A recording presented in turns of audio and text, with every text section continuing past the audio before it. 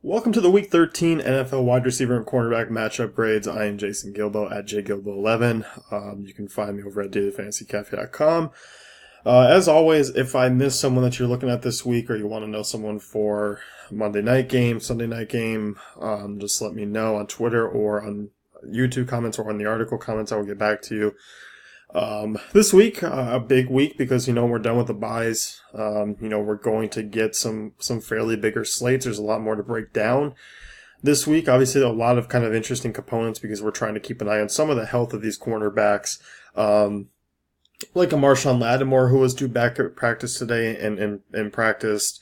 Obviously was a big missing piece last week for that Saints offense that we saw Saints defense that we really saw struggle in the passing game. So, once again, we're going through here, based, off of easiness of matchups. This first one here, blown coverage, Corey Davis taking on Kevin Johnson. Obviously, Davis has been very inefficient, just straight up really hasn't been great.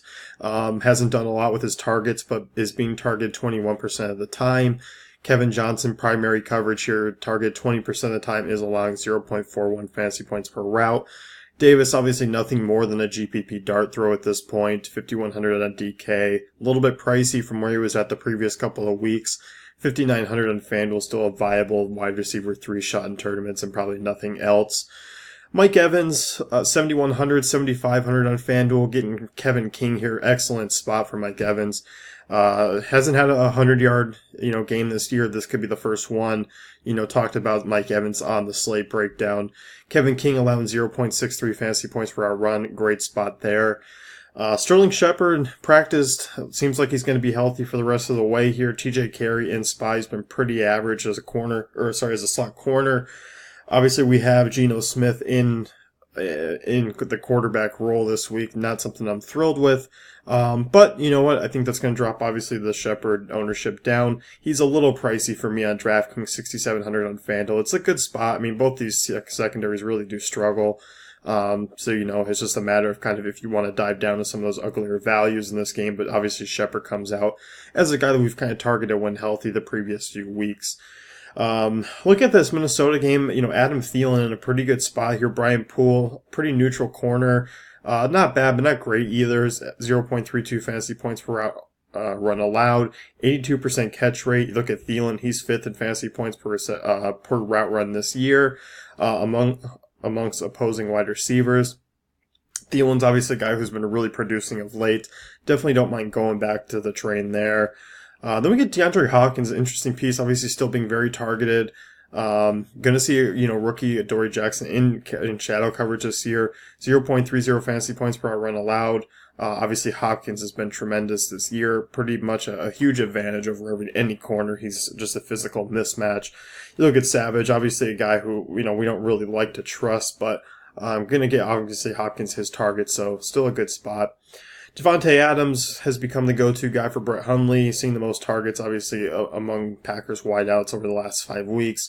Good to see Robert McClain this week, bottom-tier corner. He's allowing nearly an 80% catch rate this season. Adams is in a pretty good spot. I feel like Adams' price, obviously, better on FanDuel than DK at 6,500, but obviously both in play. D.D. Westbrook, Marquise Lee, going to see some backup corners this week. We got to make sure that Allen Hurns doesn't play. If Hurns plays, it knocks these two down a little bit, but I'm not really expecting Hurns to play. Still looking on the doubtful side. Marquise Lee, still a guy who's a little bit questionable with the knee injury, but should play. He's been like this the last few weeks. But obviously a good spot here against some backup corners. Kenny Moore, Pierre Desir, not guys that I'm really looking to fade against. I mean, as wide receiver threes this week, they're pretty much a steal in terms of value.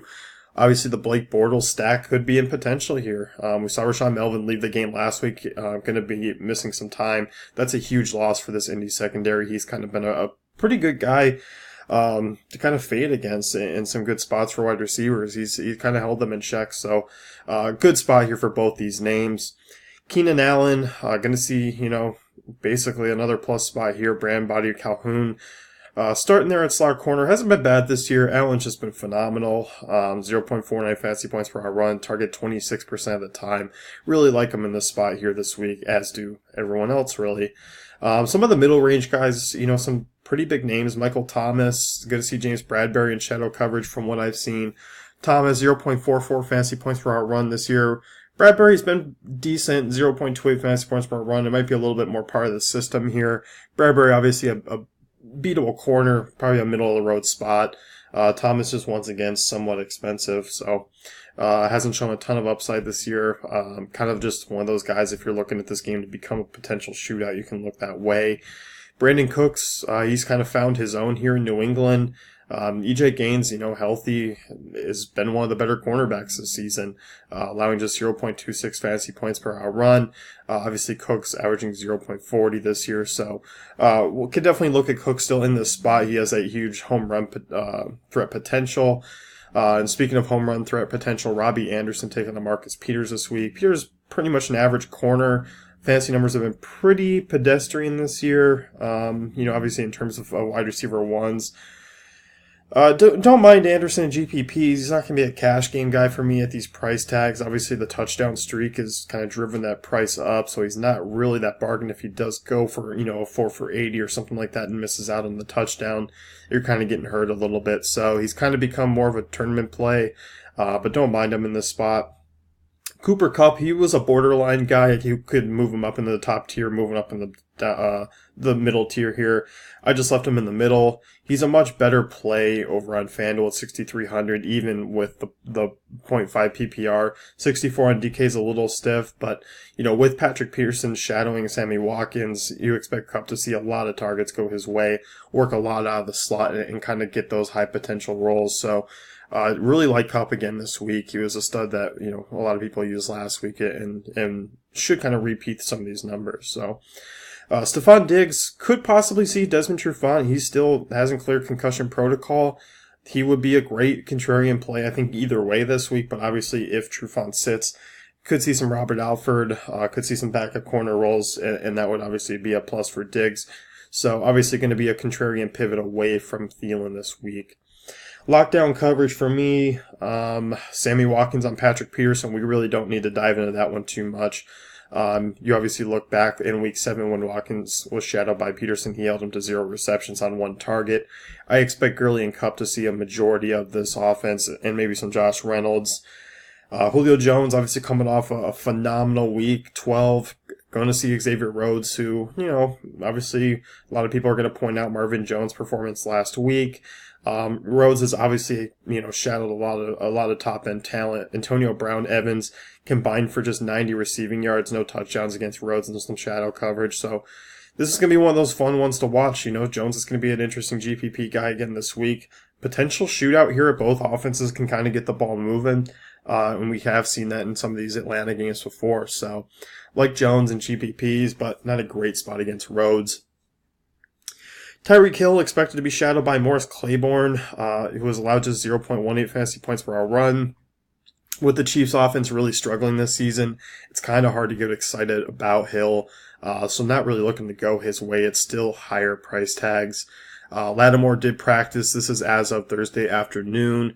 That is a big downgrade if he plays to Devin Funchess. Not a shadow coverage, at least as of now. You just look at Marshall Lattimore. He's been just as good as Patrick Peterson in terms of production allowed this year. So hard for me to really get excited. The Cleveland game we need to kind of keep an eye on. Casey Hayward lost his brother in a car accident. Thoughts and prayers out to him. Potential that he misses this game, could not. We need to keep an eye on that for Corey Coleman's sake. He is expected to be shadowed. Hayward's been, basically a top 2, top 3 corner this year. Could even kind of rival for the best one of the season.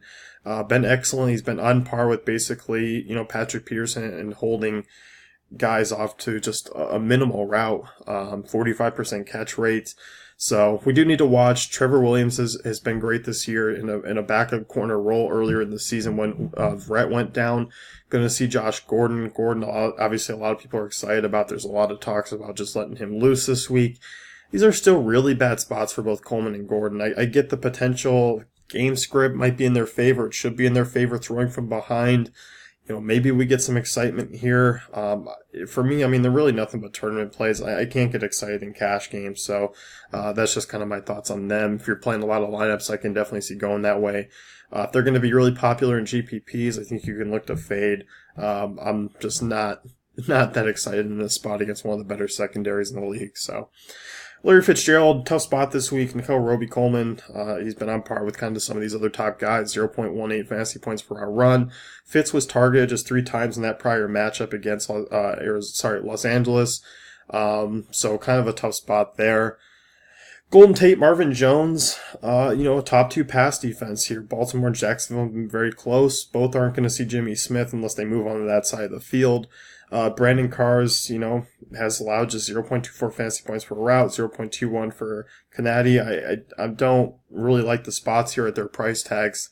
I don't really like this game in general, so I'm kind of fading both.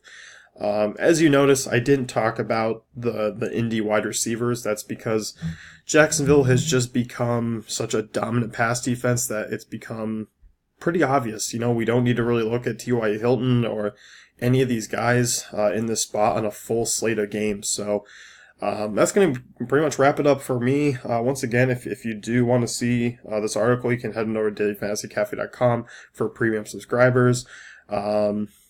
Once again, if I miss someone that you were looking at and you want to know, just let me know in the comments section. I'll get back to you. I'll do my best, especially if it's later in the week or closer to Saturday night, Sunday. Make sure I do a final run through. So that's it for me. Good luck in week 13, and we'll see you guys next week.